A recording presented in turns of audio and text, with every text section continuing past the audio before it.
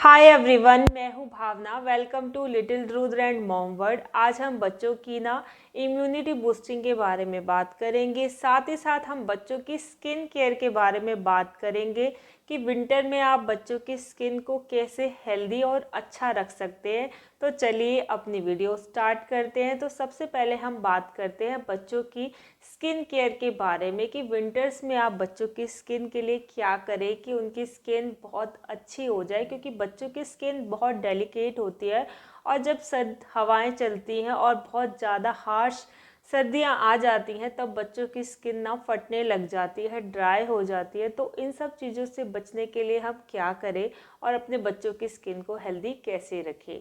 तो चलिए सबसे पहले हम बात करते हैं मसाज के बारे में, क्योंकि बच्चों की स्किन केयर का जो रूटीन है वो 4 स्टेप में ही मैं काउंट करती हूँ, जिसका आपको बहुत ज़्यादा ध्यान रखना है स्पेशली विंटर्स में। तो सबसे पहली जो उसमें काउंटिंग आती है फर्स्ट नंबर पे, वो है कि बच्चों को हमेशा एक अच्छी मसाज आपको देनी है, क्योंकि मसाज जो है वो बेबी स्किन केयर का एक बहुत इम्पॉर्टेंट पार्ट है।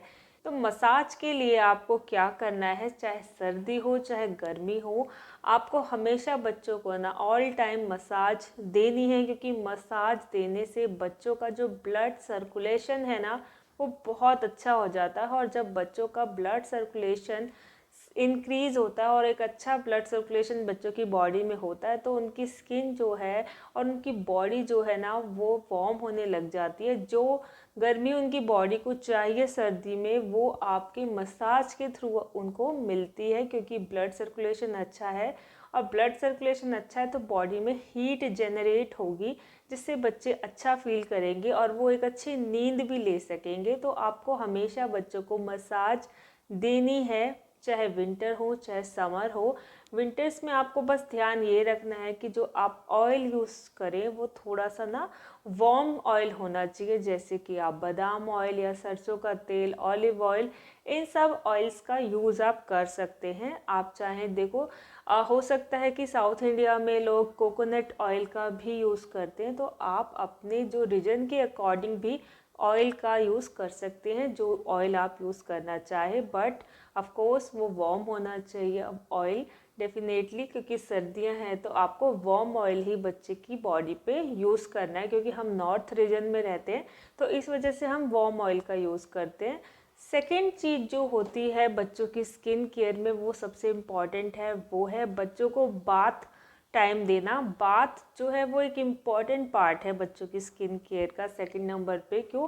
जब हम बच्चों को मसाज देते हैं तो बॉडी पे ऑयल रह जाता है, और ऑयल रहने के बाद उस ऑयल को आपको बच्चों की बॉडी से हटाना बहुत ज़रूरी, नहीं तो बच्चे डिस्कम्फर्ट फील करते हैं। तो आपको क्या करना है, हमेशा बच्चे को ना ज़्यादा हॉट वाटर बाथ नहीं देना है, बच्चों को एक वार्म वाटर से आपको नहलाना है। थोड़ा सा आप हो सकता है ऊपर नीचे आप नहला सकते हैं, थोड़ा वार्म से ऊपर थोड़ा हॉट हो हल्का सा, उससे नहला सकते हैं, लेकिन आपको बिल्कुल हॉट वाटर बाथ बच्चों को नहीं देनी है, क्योंकि बच्चों की स्किन इतनी डेलिकेट है।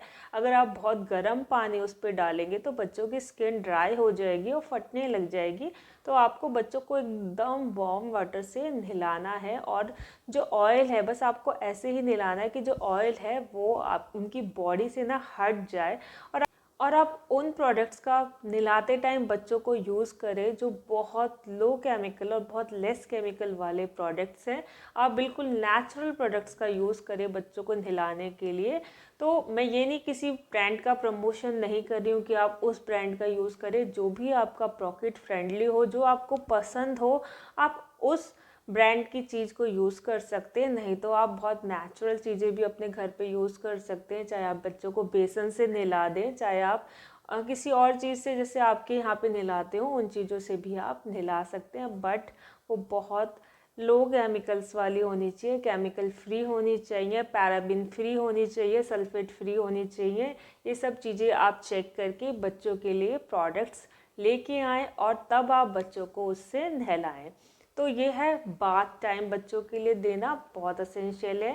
थर्ड चीज़ है वो है बच्चों की क्लोथिंग। क्लोथिंग के बारे में मैं अगर आपको बताऊं तो क्लोथिंग जो है बच्चों की एक इम्पॉर्टेंट पार्ट्स है विंटर्स में उनको सर्दी से बचाने के लिए। यहाँ मैं स्किन केयर की बात नहीं कर रही, यहाँ मैं बात कर रही हूँ कि सर्दी से बचाने का एक इम्पॉर्टेंट पार्ट है बच्चों के लिए क्लोथिंग।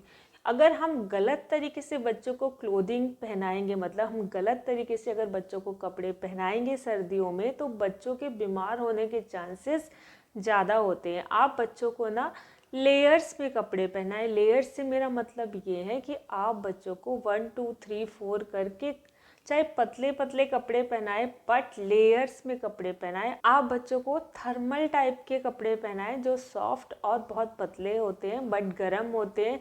ऐसा ना सोचे कि हम एक मोटा स्वेटर्स बच्चों को पहना दें या 2 मोटे स्वेटर्स बच्चों को पहना दें और उससे उसकी ठंड रुक जाएगी। नहीं, आप बच्चों को ना लेयर्स में कपड़े पहनाएं। पहले आप बच्चों को बनियान पहनाएं, उसके बाद आप थर्मल पहनाएं या फिर उनकी कोई कॉटन की टी शर्ट्स पहनाएं। इस तरीके से लेयर्स में कपड़े आपको पहनाने, फिर आप उसको एक पतला सा स्वेटर पहना सकते हैं। मतलब नंबर वाइज आप बच्चों को लेयर्स में कपड़े पहनाने का फ़ायदा क्या है? लेयर्स में कपड़े पहनाने का ये फ़ायदा है कि अगर ठंड बहुत ज़्यादा हो जाए, आपको लग रहा है कि उसकी बॉडी ठंडी है, आप उसके ईयर्स मतलब कान, उसके हाथ और उसके पैरों से ना पता लगा सकते हैं कि वो ठंडा हो रहा है। अगर वो ठंडा हो रहा है तो आप उसकी एक लेयर और बढ़ा सकते हैं। लेकिन अगर आपको लग रहा है कि अचानक से जो मौसम है वो बहुत गर्म हो रहा है, थोड़ा सा गर्म होने लग रहा है एज़ कम्पेयर टू जितनी लेयर्स आपने पहनाई हैं, तो उसकी एक लेयर को आप उसके एक स्वेटर को उतार सकते हैं, उसके एक थर्मल को उतार सकते हैं। तो इस तरीके से आप ना क्या कर सकते हैं, ऊपर नीचे बच्चे को कपड़े पहना सकते हैं जिससे कि बच्चे को ना ज़्यादा टेम्परेचर में वेरिएंट नहीं होगा उसका। लेकिन अगर आपने क्या किया, आपने बच्चे को एक पहले टी शर्ट पहना दी और उसके बाद आपने बच्चे को एक मोटा स्वेटर पहना दिया और आपने बच्चे को ठंड में छोड़ दिया, तो आपको पता है कि जो ठंड है वो बच्चे को ज़्यादा पकड़ेगी। क्यों? क्योंकि जो आपने 2 लेयर पहनाई है उसमें से हवा क्रॉस हो जाएगी। लेकिन नेक्स्ट जो हमारा पॉइंट है फोर्थ, वो है मॉइस्चराइजेशन। बच्चों को मॉइस्चराइज करना बहुत ज़रूरी है। जैसे ही आपने बच्चों को बाथ टाइम दिया, उसके बाद तुरंत आपको बच्चों को ना एकदम मॉइस्चराइज़र अप्लाई करना है। सर्दियों में ना बच्चों की स्किन ना ड्राई होने लग जाती है और ड्राई स्किन से बच्चों को बचाने के लिए आपको मॉइस्चराइज़र का यूज़ करना है। वो मॉइस्चराइज़र आपके ऑयल्स भी हो सकते हैं या फिर आप जो मार्केट में अच्छे नेचुरल जो भी मॉइस्चराइज़र मिल रहे हैं और जो आपको पसंद हो उनको आप यूज़ कर सकते हैं। तो बच्चों की बॉडी पे ना मॉइस्चराइज़र ज़रूर अप्लाई करें सर्दियों में, क्योंकि बच्चों की स्किन ना ड्राई हो जाती है, फटने लग जाती है, पैची हो जाती है कई बार।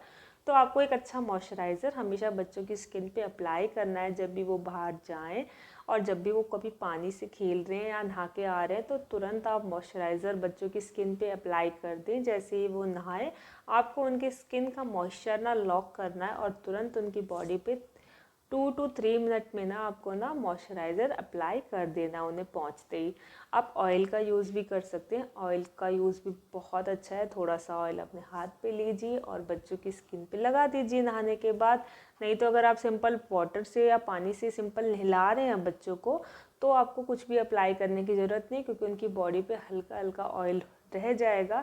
लेकिन मैं आपको यही बताऊं कि वो ऑयल आप बिल्कुल हटा दीजिए नहाते टाइम बच्चों की स्किन से, और उसके बाद आप मॉइस्चराइज़र का यूज़ करें, चाहे ऑयल का चाहे घी का, किसी भी चीज़ का आप बच्चों की स्किन पे यूज़ कर सकते हैं। तो ये सब था बच्चों की स्किन केयर के बारे में। तो अब मैं आपको बताती हूँ कि आप बच्चों की इम्यूनिटी को कैसे बूस्ट कर सकते हैं सर्दियों के टाइम पे, स्पेशली विंटर टाइम में। पता है क्या होता है, बच्चे ज़्यादा बीमार होते हैं क्योंकि एटमॉस्फेयर इतना ठंडा हो जाता है, टेम्परेचर इतना लो हो जाता है। नॉर्थ इंडिया में स्पेशली जहाँ हम लोग रहते हैं वहाँ पर तो टेम्परेचर इतना वेरिएंट होता है, गर्मी इतनी ज़्यादा गर्मी पड़ती है और ठंड में इतनी ज़्यादा ठंड पड़ती है। तो इस वजह से ना क्या होता है, बच्चे ज़्यादा बीमार पड़ते हैं, मैंने ऐसा फील किया है। तो बच्चों की इम्यूनिटी बूस्ट करना बहुत ज़्यादा ज़रूरी है, और बच्चों की इम्यूनिटी बूस्ट करने के लिए आप बच्चों को ना सबसे ज़्यादा ज़रूरी है अच्छा खाना हमें देना है। अच्छा खाना खाने से बच्चों की इम्यूनिटी बूस्ट होगी। और अगर आपका बच्चा ब्रेस्ट फीड करता है तो ब्रेस्ट फीड प्लीज़ ज़रूर कराएं विंटर्स में बच्चों को, क्योंकि क्या है, अगर वो बीमार होंगे या उन्हें सर्दी जुकाम हो रहा है तो अगर वो ब्रेस्ट फीड लेते हैं तो मदर का जो फीड है वो बच्चे को ताकत देगा। तो मदर का जो ब्रेस्ट फीड है उसके अंदर इतने एंटीबॉडीज़ होते हैं जो बच्चों को ना लड़ने की ताकत देते हैं इन सब प्रॉब्लम से, बीमारियों से। तो ब्रेस्ट फीड ज़रूर कराएं बच्चों को। सेकंड चीज़, आप फ्रेश फ्रूट्स, वेजिटेबल और जो भी लोकल फ्रूट्स और वेजिटेबल बच्चों को अवेलेबल हो, आप ये मत सोचिए कि इस टाइम पे ये वाला फ्रूट नहीं मिलता आप महंगी जगह से खरीद के लाएं। नहीं, जो भी लोकल फ्रूट आपके पास अवेलेबल हो, जो भी लोकल और सीजनल फ्रूट्स वेजिटेबल्स आते हैं, उन सब फ्रूट्स एंड वेजिटेबल्स को बच्चों को खिलाएं। उसे ही खाने से इनफ आपके बच्चों को न्यूट्रिशन मिलेगा। तो ये सब आपको करना है। आप ड्राई फ्रूट्स का यूज़ ज़रूर करें बच्चों के लिए। ड्राई फ्रूट्स का ना मैं हमेशा क्या करती हूँ, सर्दियों में पाउडर बना के रख लेती हूँ सारे ड्राई फ्रूट्स को थोड़ा सा रोस्ट करके, और उसके बाद उसका पाउडर बना के रख लेती हूँ। और उस पाउडर को मैं कभी दूध में या फिर किसी और चीज़ में, किसी भी फॉर्म में अपने बच्चे को देती हूँ, क्योंकि थोड़ा थोड़ा हर चीज़ खिलाना बच्चों को ज़रूरी है। और ड्राई फ्रूट्स खिलाने से बच्चों की बॉडी में एनर्जी आती है और स्पेशली विंटर्स में बहुत अच्छा है। मैं तो इवन लड्डू भी बना देती हूँ आटे के। और आटे के लड्डू ना बच्चे, मुझे ऐसा लगता है मेरा बेटा तो बहुत शौक से खाता है। मैं उसके लिए सारे ड्राई फ्रूट्स मिला के आटे के पंजीरी वाले लड्डू बनाती हूँ और वो बहुत खुशी खुशी खाता है। तो ये सब चीज़ें बना के या इस तरीके से आप बच्चों की इम्यूनिटी को बूस्ट कर सकते हैं। तो आज की वीडियो ना यही करते हैं ख़त्म। की वीडियो में बस इतना ही। मिलते हैं अपनी नेक्स्ट वीडियो में। अगर आपको मेरी वीडियो पसंद आए तो मेरे चैनल को लाइक, शेयर और सब्सक्राइब करना ना भूलें। Bye guys.